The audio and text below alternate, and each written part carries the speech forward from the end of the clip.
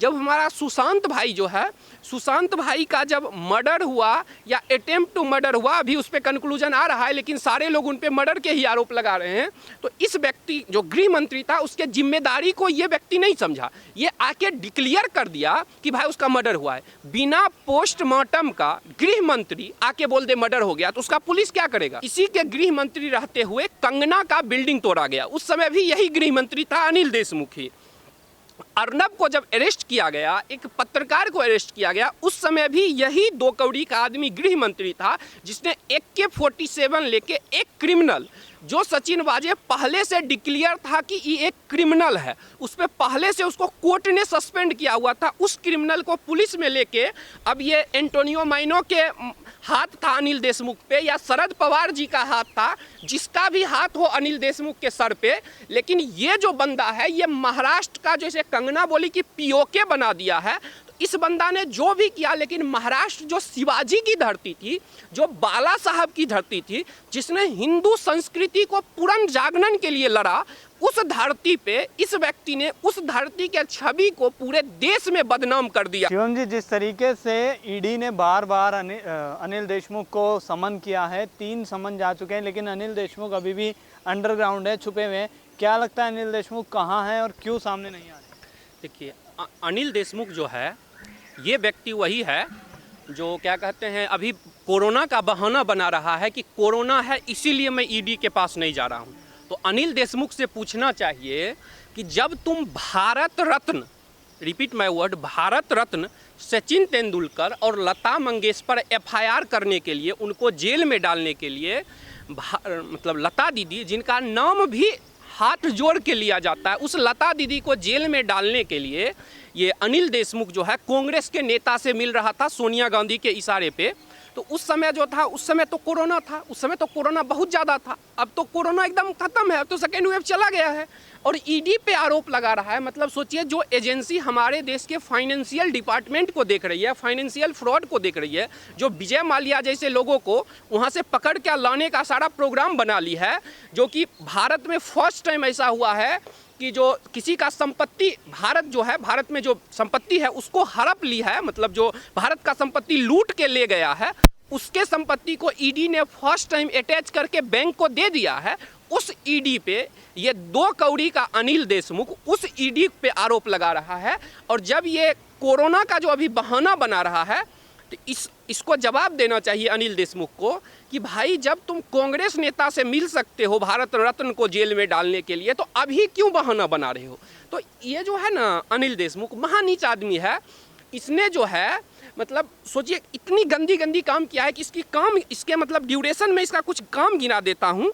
एक तो भारत रत्न को जेल में डालने का काम किया, जब हमारा सुशांत भाई जो है, सुशांत भाई का जब मर्डर हुआ या अटेम्प्ट टू मर्डर हुआ, अभी उस पर कंक्लूजन आ रहा है, लेकिन सारे लोग उन पे मर्डर के ही आरोप लगा रहे हैं। तो इस व्यक्ति जो गृह मंत्री था, उसके जिम्मेदारी को ये व्यक्ति नहीं समझा, ये आके डिक्लेयर कर दिया कि भाई उसका मर्डर हुआ है। बिना पोस्टमार्टम का गृह मंत्री आके बोल दे मर्डर हो गया, तो उसका पुलिस क्या करेगा? हाँ, सुसाइड हुआ है। ये बिना सबूत का, बिना किसी इन्वेस्टिगेशन का अनिल देशमुख जो है गृह मंत्री अपनी जिम्मेदारी को ना समझते हुए आके ये बयान दे कि भाई ये जो है मर्डर नहीं है, ये सुसाइड है, तो सोच सकते हैं क्या बात होगी। और इसका मैं एक और कांड गिनाता हूँ। इसी के गृह मंत्री रहते हुए कंगना का बिल्डिंग तोड़ा गया, उस समय भी यही गृह मंत्री था, अनिल देशमुख ही।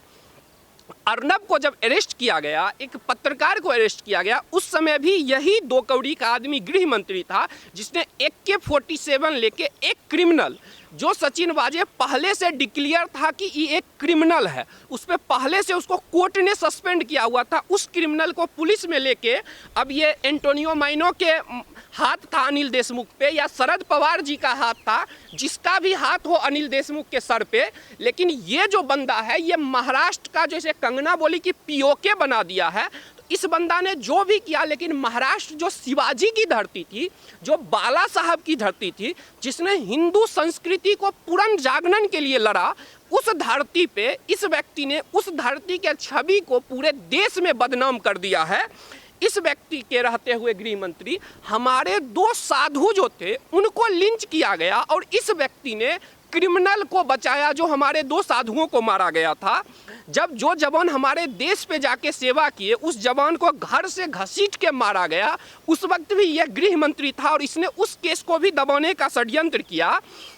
ये व्यक्ति जो है ये गुंडों को प्राश्रय देता था और ये व्यक्ति जो है जैसे मतलब कोई अगर कुछ बोल दे सोनिया गांधी, जैसे फ्रीडम ऑफ एक्सप्रेशन है, कुछ भी बोलने का अधिकार है, लेकिन अगर मोदी जी को गाली नहीं देना चाहिए, लेकिन लोग गाली देते हैं मोदी जी को कि मोदी जी कोई एक्शन नहीं लेते हैं, जबकि देश के प्रधानमंत्री हैं।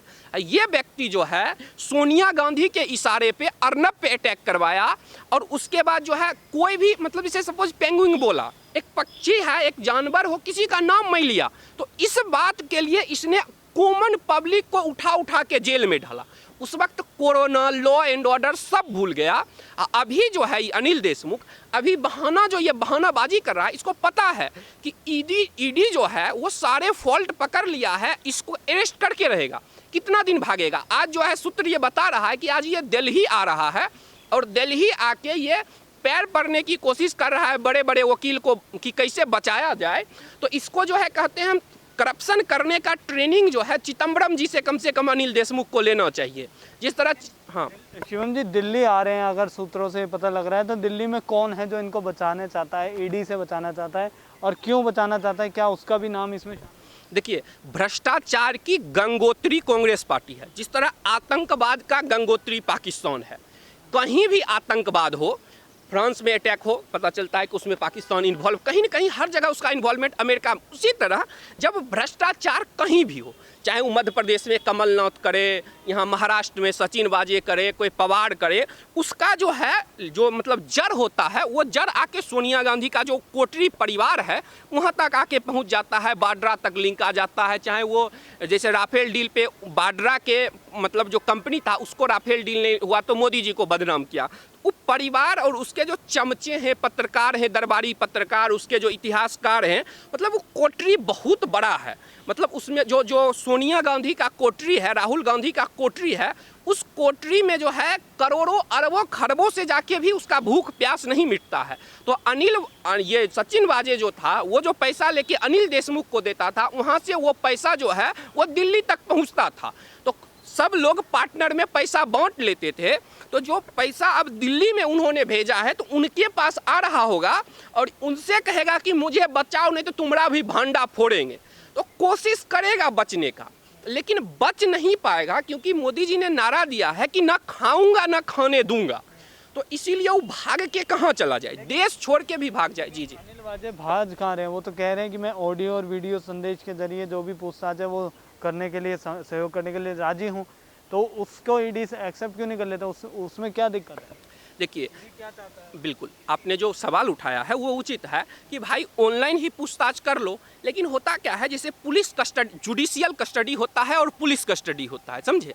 तो लोग जो है वो जो होता है वो मतलब जैसे आतंकवादी हो गया या जो मतलब जिसका माइंड बहुत इंटेलिजेंट होता है, चाहे वो लीडर हो गया, तो ये लोग जो है ना बयान सही से नहीं देता है। ये लोग को कोई सवाल ईडी पूछता है ना तो उसका हाँ ना कुछ करके मतलब टाल देता है। तो इसीलिए ईडी चाहती है कि ये फेस टू फेस आके फेस करे कि जो मेरी, अगर जैसे मैं साफ छवि का हूँ, इसका एक काउंटर क्वेश्चन ये भी है कि मेरा छवि साफ है, मैंने कोई चोरी नहीं की, ठीक है, तो मुझे पुलिस बुलाती है कि आपसे पूछताछ करने हैं, आप पे चोरी का आरोप, कोई नॉर्मल नहीं संविधानिक पद पे बैठा हुआ आदमी, आपको इस्तीफा देना पड़ा है गृह मंत्री से। कोई ऐसे छोटा मोटा बात पे गृह मंत्री इस्तीफा नहीं देता है। शरद पवार बचाने आए, वो भी नहीं बचा पाए, इतना बड़ा आरोप था, इतना सबूत था, उसके बाद इस व्यक्ति को इस्तीफा देना पड़ा। तो सोच सकते हैं कि कितना गंभीर आरोप है, एक सचिन वाजे वाला आरोप है। एक नया करप्शन भी इस पे खुला है, जो मतलब एनजीओ के थ्रू जो भ्रष्टाचार, इसका परिवार जो लिप्त था। तो जिस तरह बिहार में लालू यादव का पूरा भ्रष्टाचार फैला हुआ था अपने परिवार बेटा बेटी को लेकर, तो वो भी भ्रष्टाचार खुला है। तो ये ऑनलाइन से काम चलने वाली बात नहीं है। इस बंदे को मतलब फेस टू फेस क्वेश्चन करेगी और इसको डर है कि ईडी के पास जो है नेता नहीं फंसते हैं, लेकिन इस बार फंस सकता है, क्योंकि जो फाइनेंशियल लिंक है ना, वो फाइनेंशियल लिंक इसका पकड़ा गया। नेता क्या होता है, वो ओरल ऑर्डर दे देता है। फंसता कौन है? सचिव फंसता है, वो सिग्नेचर करता है कोई करप्शन को लेके, जैसे कोयला घोटाला में हुआ था कि नेता ऑर्डर दिया, काम तो किया ऑफिसर पकड़ाता है। लेकिन इस केस में है क्या कि इसके भी फंसने का, ये जो भ्रष्टाचार किया है उसमें जेल जाने का उम्मीद है। तो इसको डर है कि कहीं अगर हम आए ईडी के पास तो ईडी हमको अरेस्ट कर लेगी। तो अरेस्ट को कितना दिन टाल सकता है? 10 दिन, 20 दिन, 1 महीना। इसको अरेस्ट होना है और जेल जाना है। चिदम्बरम जैसा इंटेलिजेंट आदमी जो भ्रष्टाचार करके उसको मिटा दिया, उसको भी जाना पड़ा जेल। अभी जो है विजय माल्या हो, चाहे जितना नीरव मोदी हो, उन सबको विदेश में जाके, जो राहुल गांधी को अपने मतलब भ्रष्टाचार में उसको शेयर, शहजाद पूनावाला ने भी इसको एक्सपोज किया है, उसको जो है शेयर देता था ये नीरव मोदी वगैरह, उसको विदेश में जाके जेल में सड़ना पड़ रहा है और घसीट के भारत के जेल में उसड़ेगा।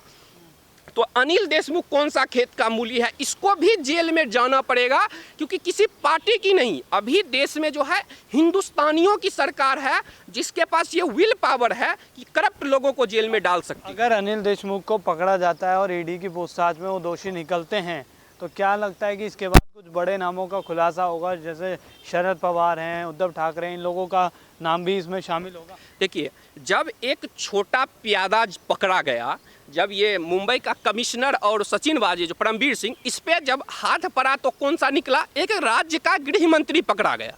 अब जब गृह मंत्री जाएगा तो गृह मंत्री भी भांडा फोड़ेगा, क्योंकि अकेले तो ओलिया ने सब मिलके मलाई खाया है। जनता का पैसा जो अस्पताल नहीं बना, गरीब को नहीं मिला, वो पैसा सब मिल के खाया है। तो एक व्यक्ति, एक नेता जेल जाएगा तो बाकियों नेता का भी भांडा फोड़ेगा। इसीलिए वो दिल्ली आ रहा है कि बाकी नेता जो है वो उसको बचाने की कोशिश करें, लेकिन नेता बच जाता है क्योंकि फाइनेंशियल ट्रैकिंग नहीं हो पाता है। लेकिन इस बार जो है उसका फाइनेंशियल ट्रैकिंग हो पाया है, जिसके कारण वो व्यक्ति का जेल जाने का मैक्सिमम चांस है। देखिए, दिल्ली में भ्रष्टाचार की गंगोत्री कांग्रेस पार्टी है, आतंकवाद का जी देखिए, उसको पर्टिकुलर नेम लेने के लिए कहिएगा तो दिल्ली में जो है इन लोग का मेन लॉयर कपिल सिब्बल जो हैं, जो कि इन लोगों को कपिल सिब्बल जो है वो बचाते हैं। तो इसीलिए ये जो है कपिल सिब्बल से ही कानूनी सलाह लेगा, और भ्रष्टाचार का इसको सलाह लेना है तो उसके लिए मैं सलाह दूंगा कि चिदम्बरम से संपर्क करें। भ्रष्टाचार करके कैसे बचना है, ये चिदम्बरम से अच्छा सलाह कोई नहीं दे सकता।